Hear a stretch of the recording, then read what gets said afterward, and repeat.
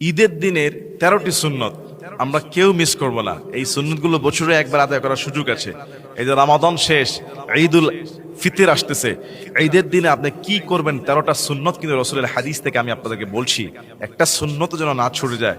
1 নম্বরে খুব সকাল সকাল ঘুম থেকে ওঠা সুন্নাত, 2 নম্বরে মিসওয়াক করা, 3 নম্বরে গোসল করা, 4 নম্বরে ঈদের দিন আপনার সাজসজ্জা করা সুন্নাহ, 5 নম্বরে সামর্থ্য অনুযায়ী উত্তম পোশাক পরা, 6 নম্বরে সুগন্ধি লাগানো, 7 নম্বরে ঈদগাহে যাওয়ার আগে আপনি সাদাকাতুল ফিতর আদায় করে দেবেন, 8 নম্বরে রোজার ঈদে ঈদগাহে যাওয়ার আগে মিষ্টান্ন খাওয়া সুন্নাহ, 9 নম্বরে ঈদগাহে সকাল সকাল দ্রুত চলে যাবেন, আগে আগে চলে যাবেন, 10 নম্বরে যাওয়ার সময় এক রাস্তা দিয়ে যাওয়া, আসার সময় আরেক রাস্তা দিয়ে আসা সুন্নাহ।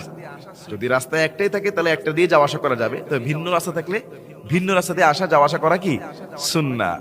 11 নম্বরে ঈদগাহে নামাজ পড়া উত্তম। 12 নম্বরে আপনি ঈদগাহে যাওয়ার সময় এবং আসার সময় আস্তে আস্তে তাকবীর দিবেন, আল্লাহু আকবার, আল্লাহু আকবার, লা ইলাহা ইল্লাল্লাহু আল্লাহু আকবার, আল্লাহু আকবার ওয়ালিল্লাহিল হামদ। 13 নম্বরে সাহাবাদের একটা আমল ছিল যে তারা, আমরা কি বলি, ঈদ মোবারক বলি, সাহাবারা বলতেন যে তাকাব্বাল আল্লাহু মিন্না ওয়া মিনকুম, আল্লাহ তোমার এবং আমাদের আমলগুলো, রমাদানের আমলগুলো কবুল করুক, আল্লাহুম্মা আমিন। তাহলে ঈদের দিনের এই 13টি সুন্নাহ, ঈদের দিনের এই সুন্নাহগুলো আমরা ইনশাআল্লাহ সবাই আদায় করব।